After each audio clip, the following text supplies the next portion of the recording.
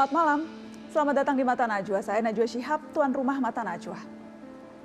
PPKM darurat diperpanjang beberapa hari lagi sebab angka kasus harian masih puluhan ribu dan angka kematian harian yang juga masih di atas 1.000. Di Jawa dan Bali memang ada penurunan kasus dalam beberapa hari terakhir walau hanya tipis-tipis saja angkanya. Namun masalah bukan hanya di Jawa.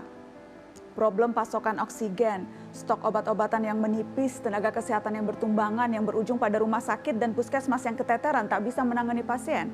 Kondisi itu mulai melanda provinsi-provinsi yang jauh dari ibu kota. Tes dan tracing yang belum stabil angkanya dipersulit oleh bantuan kebutuhan dasar yang terlambat dibagikan. Membuat PPKM belum maksimal dalam menekan laju penyebaran COVID-19. Perpanjangan PPKM yang hanya beberapa hari saja, apakah bisa memperbaiki situasi pandemi? Bagaimana menambal lubang-lubang dalam sistem kesehatan kita ketika pandemi sedang ganas-ganasnya? Inilah Mata Najwa. Harap sabar, masih darurat. Kasih imbauan, kasih bantuan sama rakyat kecil. Itu rakyat lapar, bahaya. Untuk biaya makan sehari-hari aja susah, Pak. Itu ketulusan hati saya.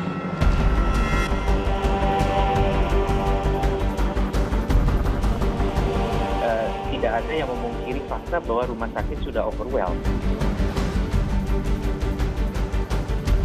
Apa begitu nggak bisa WFH? Ya adalah supply chain. Jadi kalau liburkan satu, libur semua.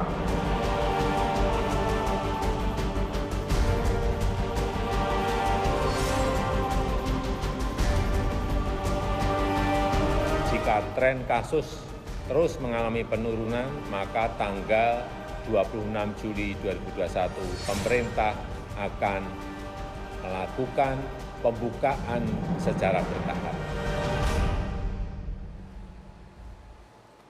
Ya, PPKM diperpanjang, kini pakai istilah level-levelan, level 1 sampai level 4. Dalam 2 minggu berjalan, sederet cerita dan drama bermunculan dalam penerapan PPKM darurat ini.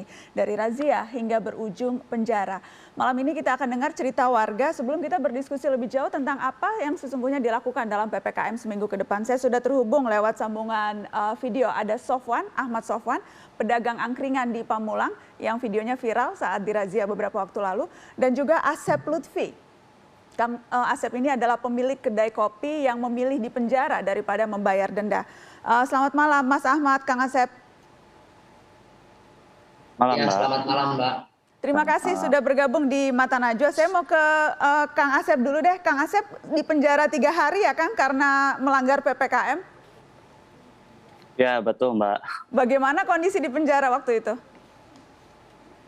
Kondisi di penjara sebenarnya sih ya sama.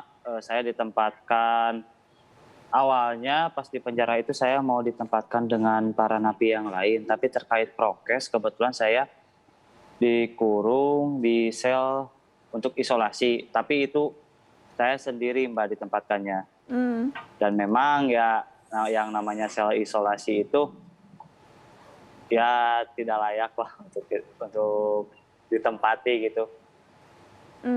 Jadi 3 hari di sana itu memang saya tahu Kang Asep memilih di penjara karena alternatifnya pilihannya bayar denda 5 juta dan Kang Asep memilih di penjara saja daripada keluar 5 juta begitu ya Kang?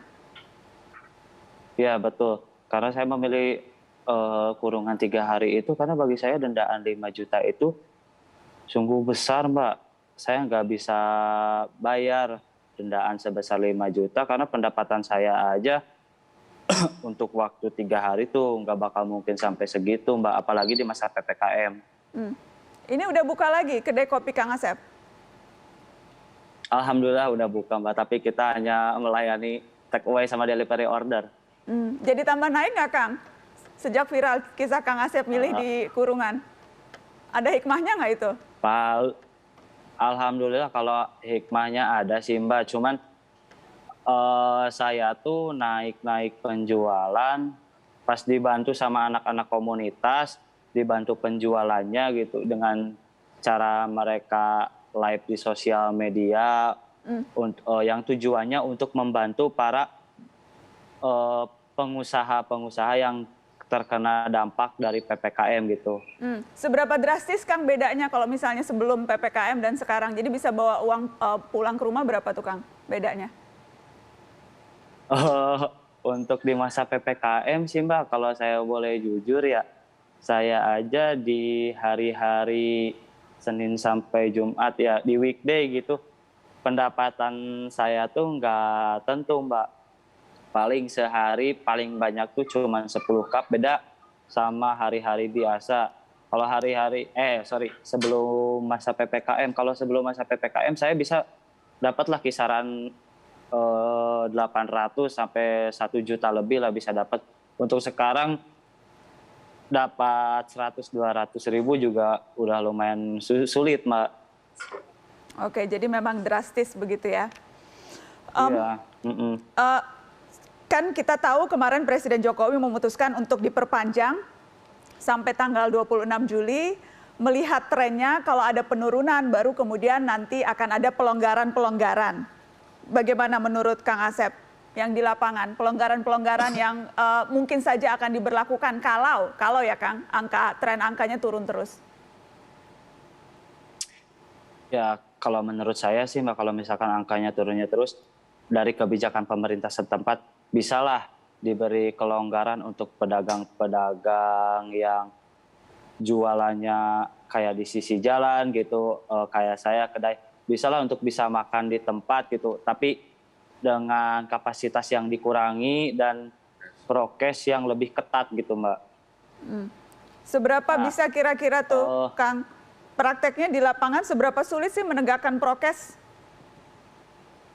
Ya lumayan sulit sih Mbak, karena belum semua orang bisa sadar ya terkait prokes. Ya kita juga berusaha semaksimal mungkin agar tetap mengingatkan kepada customer gitu, agar lebih memperhatikan prokesnya gitu. Tapi memang sulit begitu ya? Kang Asep pun mengakui sulit begitu menegakkan prokes. Oke. Ya sulit, lumayan. Saya ingin ke Mas Ahmad Sofwan. Mas Ahmad Sofwan ini pedagang warung angkringan di Pamulang ya Mas Ahmad? Iya Mbak. Jadi jualan apa aja tuh Mas Ahmad di angkringannya? Jualan nasi kucing, sate-satean, minuman, susu jahe, gitu-gitu aja Mbak.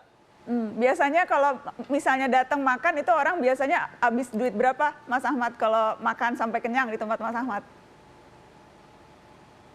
Ya standarnya 10.000 atau 20, 25 udah kenyang gitu. 25.000 udah kenyang ya insya Allah ya makan di sana? Iya Mbak. Mas Ahmad kan sempat viral juga tuh video Mas Ahmad yang sempat ada Satpol PP datang patroli. Itu persisnya sebetulnya ketika itu memang ya Mas Ahmad melanggar atau miskomunikasi atau seperti apa?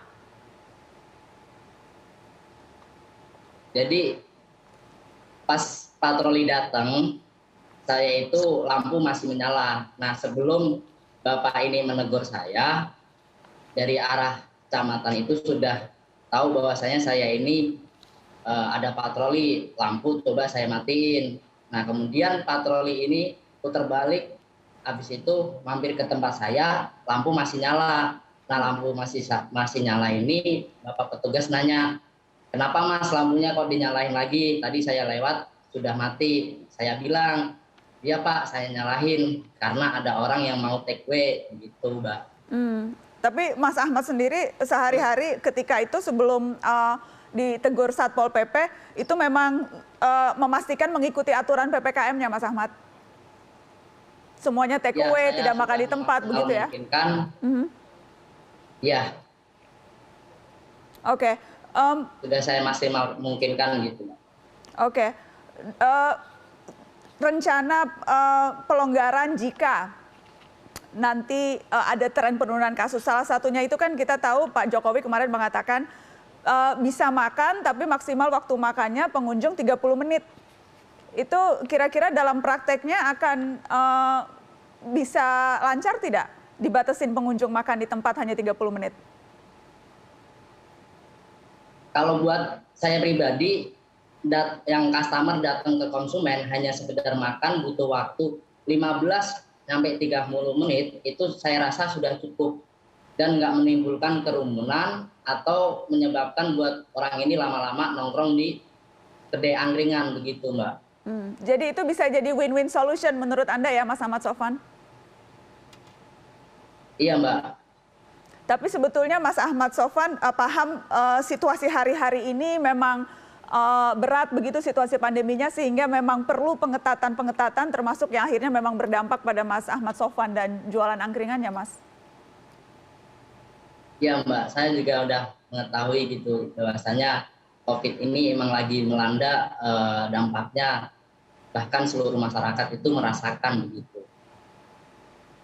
Ya, tapi di satu sisi juga dilema yang Mas Ahmad Sofwan tadi ceritakan begitu ya. Di satu sisi tetap harus memenuhi kebutuhan.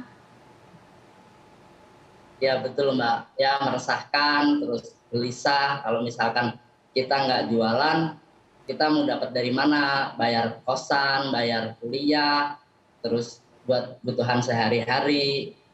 Sedangkan kita harus mematuhi peraturan yang ada gitu. Apa yang dibutuhkan, Mas Ahmad Sofwan? Adakah insentif tertentu yang dibutuhkan atau bansos yang diharapkan bisa didapatkan sekedar untuk menyambung kebutuhan hidup sementara ini? Kalau saya pribadi belum terlalu mengharapkan itu, Mbak, karena saya masih mempertahankan apa yang saya punya, terus saya usaha, hasil usaha ini buat ngidupin dalam sehari-hari saya begitu, Mbak.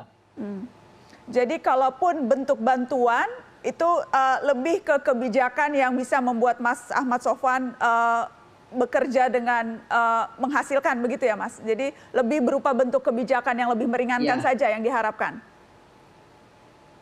Iya, Mbak. Jadi kebijakan ini nggak terlalu rancu gitu, Mbak. Jadi lebih tepatnya itu berilah kelonggaran bagi pelaku UMKM begitu, Mbak. Tadi kan Kang Asep bilang kalau misalkan ada bantuan itu, yang bantuan itu misalkan ada, itu biar tepat sasaran bantuan ini yang jelas kemana aja arahnya begitu, Mbak. Tadi kan Kang Asep Kang Asep Lutfi yang tadi saya juga ajak berbincang mengatakan dalam prakteknya sulit tuh kalau harus menegakkan prokes ke customer. Apakah hal yang sama juga Anda alami, Mas Ahmad Sofwan? Memang sebetulnya sulit mencegah kerumunan, sulit kalau kemudian dilonggarkan nih protokol kesehatannya bisa betul-betul ditegakkan. Sekali dua kali kalau di angkringan ya agak sulit begitu, Mbak. Cuma saya masih tetap berusaha menerapkan prokes dan menjalankan 3M itu di tempat usaha saya begitu, Mbak. Oke, jadi akan melihat situasi sampai apakah betul-betul akan dilonggarkan dan setelah itu akan berusaha untuk mengikuti aturan yang baru ya, pengunjung 30 menit maksimal itu ya, kalau memang dibuka. Ya, Mbak. Oke, Kang Asep, ada yang ingin disampaikan Kang Asep setelah melewati drama PPKM ini harus masuk kurungan 3 hari, kemudian menjadi perbincangan di mana-mana. Apa yang ingin Anda sampaikan, Kang Asep? Paling Mbak, saya lebih kepingin kalau misalkan aturan-aturan itu tertulis dengan jelas ya, Mbak. Karena yang saya alami waktu kasus kemarin, itu tuh yang dendaan sampai 5 juta terus sama kurungan 3 hari itu dia tidak tertulis langsung di surat edaran atau apa. Jadi kan kita menimbulkan rasa kaget gitu ketika melihat hukuman untuk pelanggar PPKM gitu, Mbak, sampai segitunya. Jadi padahal kan itu tindakannya tipiring. Itu tindakannya tipiring sama jangan sampai lah misalkan tipiring ada kurungan sampai dimasukinya ke lapas gitu. Oke, jadi aturan yang jelas begitu ya, hitam putihnya harus jelas sehingga tidak bias betul, dan Mbak. Tidak seolah-olah jadi terkesannya pilih-pilih begitu ya, Kang Asep. Iya, Mbak, betul, Mbak. Oke, terima kasih sudah bercerita di Mata Najwa malam ini. Mudah-mudahan tetap bisa laris manis kopinya, Kang Asep. Amin, makasih Mbak. Dan juga untuk Mas Ahmad Sofan, saya pengen nyoba juga tuh nasi kucing angkringannya di Pamulang. Salam untuk teman-teman di Pamulang. Siap, nanti ditunggu Mbak. Insya Allah setelah PPKM-nya selesai. Atau nanti saya beli untuk take away ya Kang. Saya beli take away sesuai aturan. Terima kasih, sehat-sehat semua teman-teman. Assalamualaikum. Waalaikumsalam Mbak, terima kasih. Assalamualaikum warahmatullahi wabarakatuh.